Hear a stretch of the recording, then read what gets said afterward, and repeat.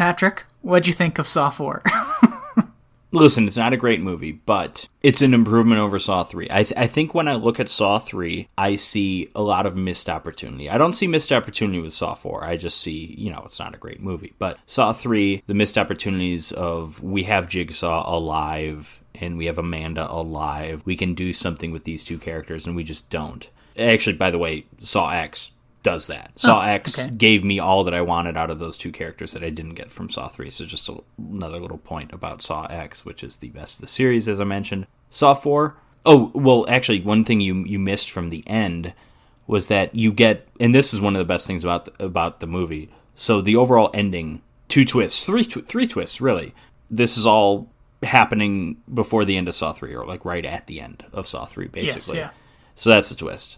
A little bullshit. The other one is we have another accomplice. A little bullshit because we barely know who Hoffman is. It's like, okay, this guy that had like 2 or 3 lines in Saw 3 and a couple lines early on in this movie, and then he's just in a chair the rest of the movie. Like, oh, he's the... Like, we barely know him. That twist doesn't really work for me. What does work is then we go back to him at the autopsy listening to the tape, and suddenly everything that Jigsaw is telling him that's directed at Hoffman is recontextualized. Yes. This isn't a challenge to the police in general, like, oh, I'm not done, this isn't over. This isn't over, Hoffman. You still have stuff you need to do for me. That I like quite a bit. So I just wanted to clean that up a bit. But as for what I really liked, I liked that this movie put some people in traps that absolutely deserve to die. I thought that, and it kind of goes with the context of you're not really supposed to save anyone. I mean, some of the people, like, absolutely you should save, but, like, that pervert guy, like, I like that. And again, thinking of it in relation to Saw 3. Saw 3, more emotional storyline with the guy in the game, but at the same time, Jeff was such a miserable character to root for. I think Rig, there's less to him in his character, but easier to root for just because he's not a complete fucking incompetent piece of shit. I do think the movie could have been better if there was more to his character, though. Yeah, I agree. A lot of the traps I liked. A lot of the Donnie Wahlberg death is one for the ages, of course. I know, I wrote that down on my list as one of my favorite kills this season. Oh, yeah, that's getting a nomination for sure. And we talked about this a lot. We had a nice little discussion at the end of Saw 3 that made its way onto YouTube if you want to check it out. But we kind of talked about, okay, if we were in charge of the Saw series after Saw 3, Jigsaw's dead, what do you do? And we had some interesting discussions, and I kind of said I would like to go the way that they did with Spiral, just kind of leave the Jigsaw character and have someone else doing like a similar thing. We also said, like, okay, you could pick up with Jeff, I guess, but Jeff sucks, so we don't really want to do that. And here we do pick up with Jeff, but for no longer than we need to. Yeah, for 10 seconds. We just kind of end his storyline as we are introduced to him in this movie, which is great. And then they obviously ended up going with another accomplice. They went with that route, which is a little frustrating, but this is where the series truly understands what it is. And now, granted, this isn't as good as some of the earlier movies, i.e. 1 and 2. But this is where we establish, okay, these movies are all interconnected from now on. Any character we meet who shows up in the next movie might be an accomplice.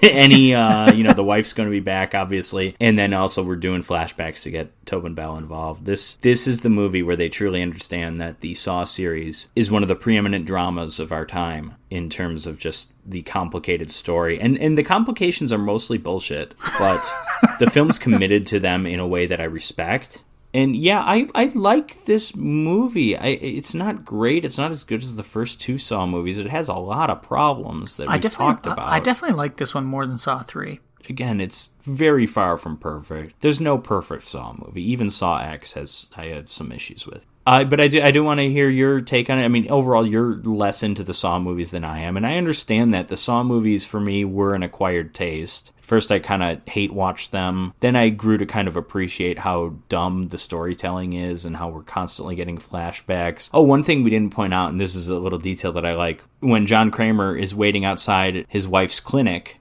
a hooker walks up to him and says, hey, fancy a night? And he's like, you're a good-looking girl. Why don't you go home? That's actually one of the ladies in the house in Saw 2.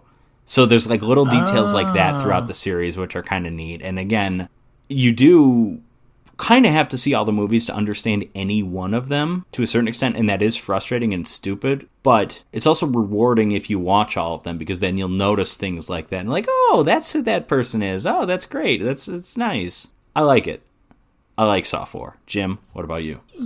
Yeah, I think I like Saw 4 too. I think I still like the first one the most. Oh, for sure. So the first Saw is a more satisfying vision of a movie. Yeah, but the stuff with this that I liked was, like, I liked the traps more than Saw 3 and 2, I think. I didn't really like the character of Rig and making him such a central point to this part of the story. I think they could have done something more with him. I think they could have just beefed up his character, because in the previous Saw movies, he's just kind of guy. He's SWAT team guy. Mm-hmm. Oh, he's kind of our main character in this movie. You think we would take the time to do a little bit more with this character. We really don't, and that's a misstep.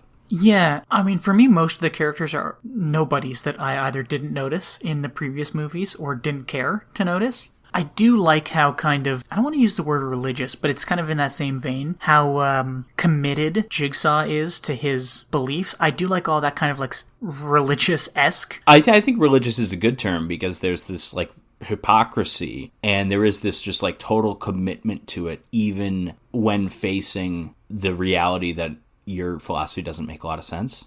I mean, there's the whole, like, with religion, it's like, at the end of the day, it comes down to faith. And so you're going to say, like, logically, this doesn't, okay, sure. But, like, Jigsaw doesn't have the excuse of faith, I guess. But it's just like, again, the first thing he does, the first person he puts through a trap is the guy that kills his baby. And he puts him in a trap, and then he's like, if you survive, you'll be instantly rehabilitated. And then the guy survives because the trap falls apart. And then he immediately goes to try and kill Jigsaw, as you would. Yeah. And then, again, Jigsaw kind of sidesteps him, and he just falls in a bunch of barbed wire and presumably dies. But I don't ultimately know, and maybe it changes movie to movie, I don't ultimately know how the series feels about the fact that, yeah, actually this doesn't rehabilitate people. Because in Saw 1, it's established Amanda survived her thing, and then Danny Glover weirdly asks, like, are you rehabilitated or something? It's like, why would he ask that? That shouldn't be important to him. But she says yes.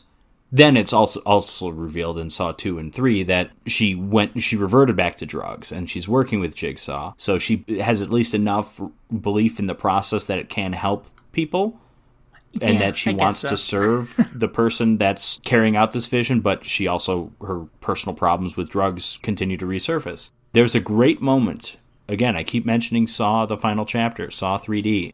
There is a great moment where they have like a Jigsaw support group, which one is a fun idea. That at this point there's this many people that have been put through traps all in this one city, that we can have support groups of like survivors and stuff. Conceit of that movie is one of the guys who's saying he's a Jigsaw survivor actually wasn't a part of that, and he's just trying to make money off of it. So he's speaking at this group about how he is rehabilitated, and then one lady who had to chop off her own arm is like, what the fuck are you talking about? Like, look what happened to my... Actually, come to think of it, I think there is a moment like that in the support group. I'm actually thinking of a different scene in one of the other Saw movies where a survivor from the trap is in the hospital bed, and Hoffman is talking to her, and he's like, did it work out or something? And she's like, look at my fucking arm. Like, what am I going to do? And then I maybe it's even the same character, but in the Saw support group, she's like, the only thing I got out of this is handicap parking. And it's like, I love that some movies draw attention to how bullshit this philosophy is, but not all the movies do. Ultimately, I don't know how the series actually feels about that. I do think it's kind of frustrating. Most of the characters seem to think like, oh yeah, no, his philosophy is he doesn't kill people, he lets them make decisions. It's like, okay, but even in this movie, the first trap, someone had to die. Yeah.